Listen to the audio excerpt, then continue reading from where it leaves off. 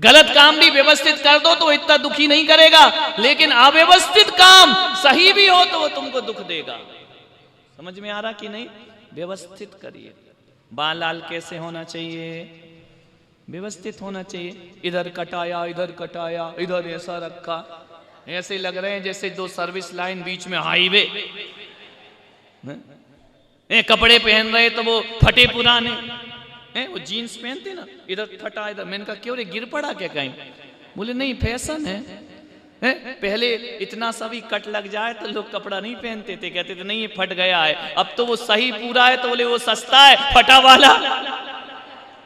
तेरे की आदमी क्यों किस्मत फाड़ रहा? ये फटे कपड़े पहनने वाले लोग अपनी किस्मत को फाड़ रहे हैं। ध्यान रखना, फटे कपड़े पहनने से दरिद्रता आती है। क्या आती है? अपनी पूजा में लिखा है, पूजा करने वाले की जो धोती पहनता है, दुपट्टा पहनता है, यदि वो फटे हैं तो बोले तुझे पुण्य नहीं लगेगा, तुझे दरिद्रता मिलेगी। फटे कपड़े किसकी निशानी है? संपन्नता की है, दरिद्रता की? क्यों पहनते हैं बच्चे फटे पुराने जीन्स? बोलो। और वो जीन्स धुलता ही नहीं है, एक एक महीना दो। अब बोलो कि आहार ले लो महाराज। वो जीन्स क्या, एक टाट का बोरा है और क्या है वो? पहली जब जीन्स आया था हम लोग घर में थे तो पहनते नहीं थे, तो बोरे का कपड़ा है, ऐसा लगता है टाट का है, हम नहीं पहनते। समझ में आ रहा? आजकल वही चल रहा है, लड़के भी वही पहन रहे। एक आदमी ने मुझसे पूछा कि महाराज ये लड़के आजकल दाढ़ी बढ़ाने का फैशन क्या चल गया है? जो लड़का है वो दाढ़ी बढ़ा रहा है, जो बड़ा लड़का है वो दाढ़ी बना रहा है। मैंने एक लड़के से पूछा कि दाढ़ी क्यों बढ़ा रहा है? बोले आप भी तो बढ़ाए हो।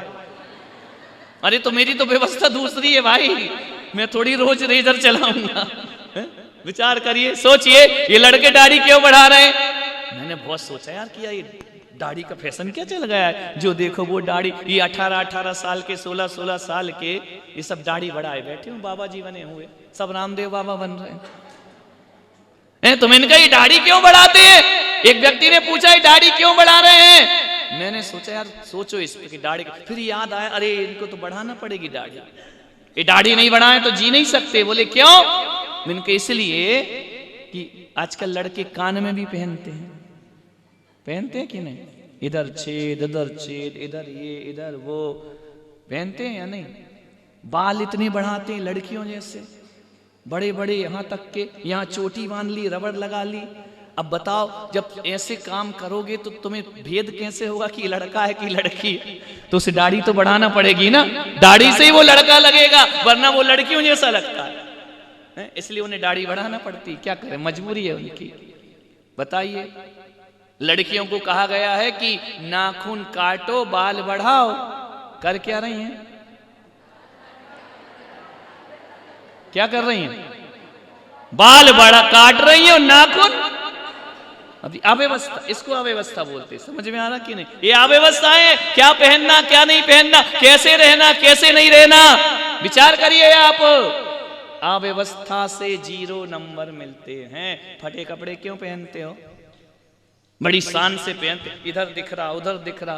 पहले कपड़े पहने जाते थे शरीर को ढांकने के लिए, अब कपड़े पहने जाते शरीर दिखाने के लिए। विचार करिए, ये अव्यवस्थाएं हैं।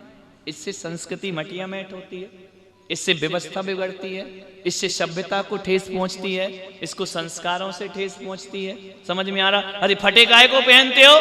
जब पहनना इतना ही बुरा लग रहा तो यहां से आओ ना इधर, कि फटा नहीं, पहनना ही नहीं, लपड़ी खत्म।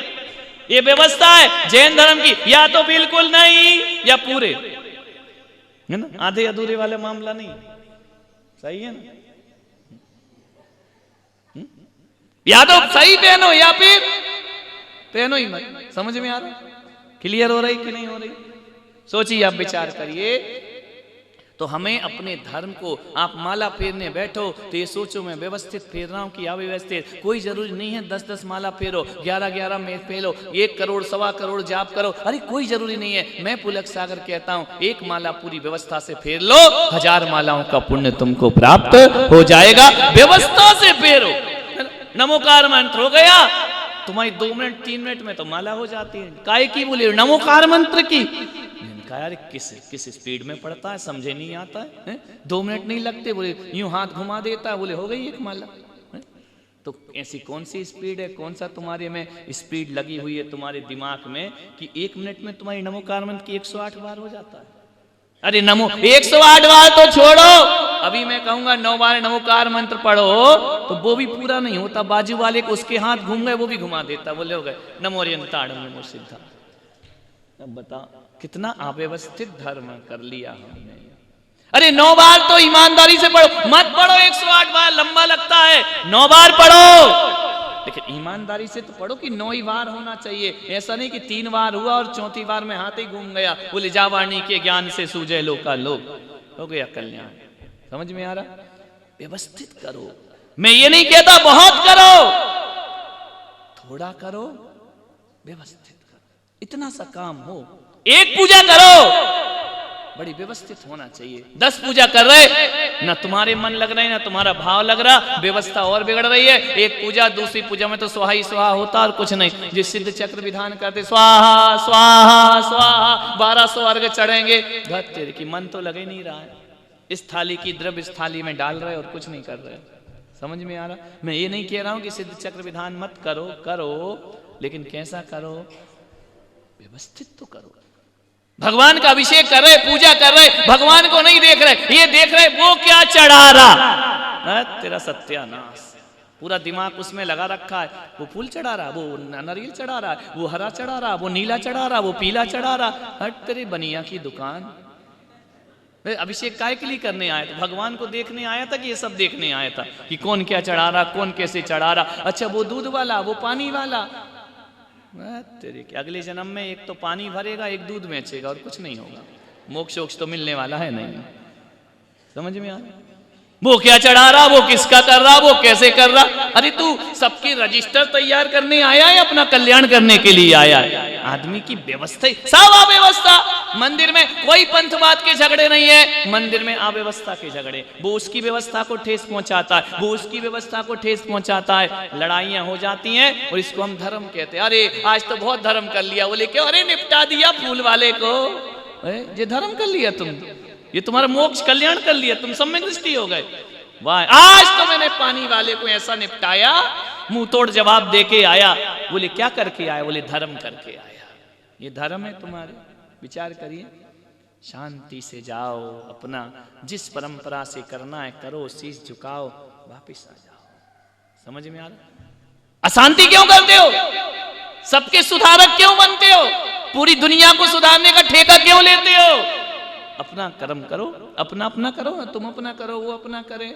आजकल महाराजों ने भी ठेके ले लिए, ये महाराज ऐसा, वो महाराज ऐसा, इसको निपटाओ, ये सम्यक दृष्टि, ये मिथ्या दृष्टि, ये अरे तूने इसलिए दीक्षा ली है कि सब महाराजों को फैसला करते रहे? दीक्षा तो इसलिए लो अपना कल्याण करो। 4000 राजा भ्रष्ट हो रहे थे, ऋषभदेव कुछ नहीं बोले। उनने कहा उनकी परिणति उनके हाथ और मेरी परिणति मेरे हाथ। किसी को सुधारक बने क्या? वो तीर्थंकर किसी के सुधारक नहीं बनते, वो तो अपना सुधार करते और चले जाते हैं। उनके सुधार से यदि किसी को अपना सुधार करना है तो कर लो, और नहीं करना तो मत करो। सारे जगत को सुधारने का ठेका ले रखा है। जो मैं कह रहा हूं वही सही है, और खुद को ही नहीं मालूम कि सही क्या है। समझ में आ रहा?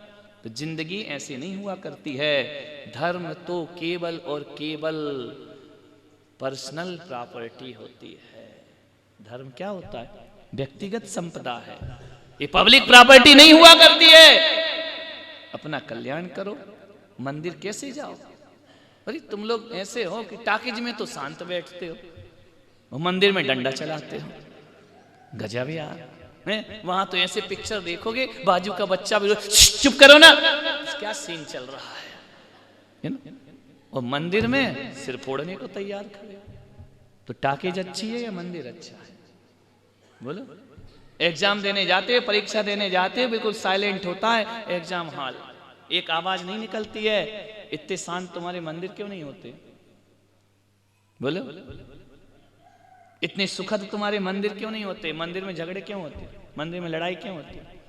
अशांति क्यों होती है? काय के लिए गए थे मंदिर? शांति के लिए। क्या फैला के आ गए? पूरा रायता फैला दिया और क्या कर दिया? और फिर क्या बोले? हाँ हम सही धर्म करते हैं। ये कोई धर्म हुआ करता है? कौन क्या चढ़ा रहा, कौन किसे पूज रहा, तुमको क्या मतलब? तुमसे परमिशन लेके आया क्या वो मंदिर कि मैं क्या चढ़ाऊं नहीं चढ़ाऊं? तुमसे कोई लिखा पड़ी हुई है क्या उसकी? वो तो व्यक्तिगत है। बोलिए, किसी से पूछ के कोई धर्म करता है क्या? धर्म कैसे करता है? इच्छा से करता है ना, कि स्वेच्छा से करता है या नहीं? स्वेच्छा से करता तो करने दो उसको जैसा कर रहा है। डिस्टरबेंस क्यों एक दूसरे को? तुम अपनी तरफ से करो, वो अपनी तरह से करे। एक बात याद रखना, करो, सही करो और व्यवस्थित करो, आत्म कल्याण हो। मेरे मंदिर जाने के बाद मैंने कितना पुण्य कमाया ये सोचो, कितनों का मुंह बंद कर दिया ये मत सोचो।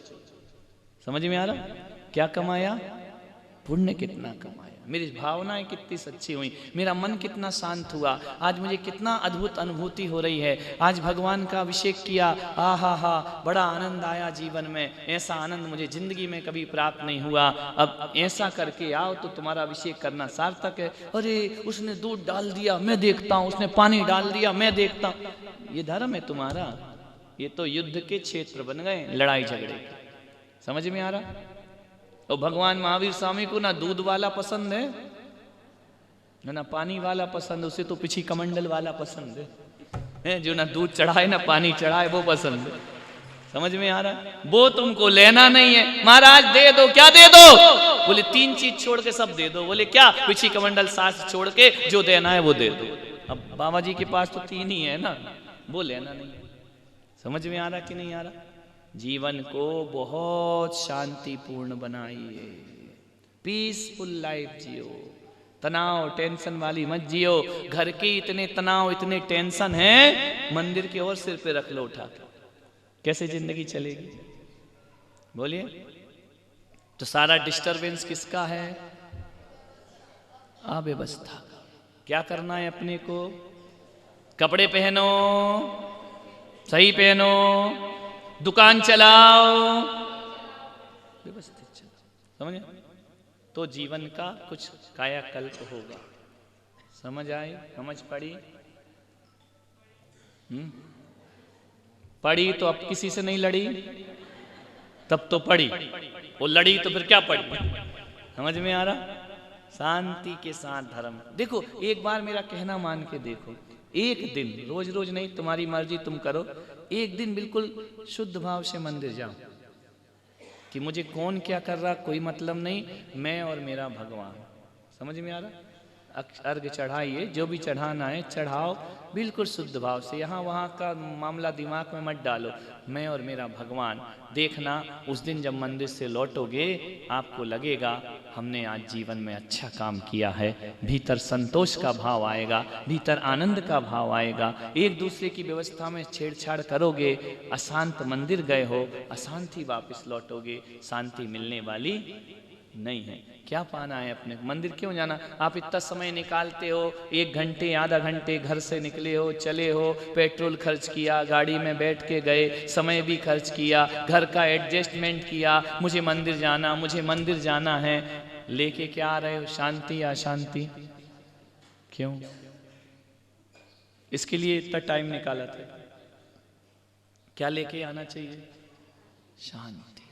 यदि शांति लेकर आए तो शांति धारा तुम्हारी सार्थक हो जाएगी, और अशांति लेकर आए तो शांति विधान भी तुम्हारा बेकार है, उससे कुछ भी मिलने वाला नहीं है। जीवन को बिल्कुल सही करो, करो।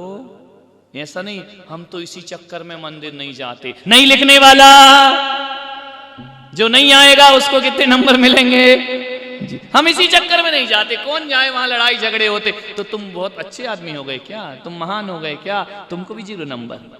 समझ गया? नहीं करोगे तो मरोगे, गलत करोगे तो मरोगे, अव्यवस्थित करोगे तो मरोगे। करो, सही करो और व्यवस्थित। ये इससे कोई छुट्टी नहीं मिल जाएगी तुमको। अरे मंदिर में झगड़े हैं, विवाद हैं, लड़ाई होते हैं, इसलिए हम मंदिर जाते नहीं, हम घर में ही कर ले। 0 नंबर, 0।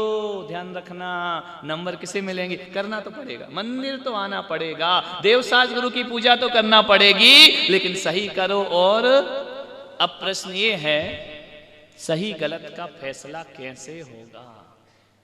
वो कह रहा मेरा सही, वो कह रहा ये एपिसोड अपन कल देखेंगे, आज नहीं, आज तो 10 बज गए। समझ आ गया? सही गलत का फैसला कैसे होगा, कौन करेगा? हर व्यक्ति अपने अपने तर्क जुटाता है, हर व्यक्ति अपनी अपनी बातें बोलता है।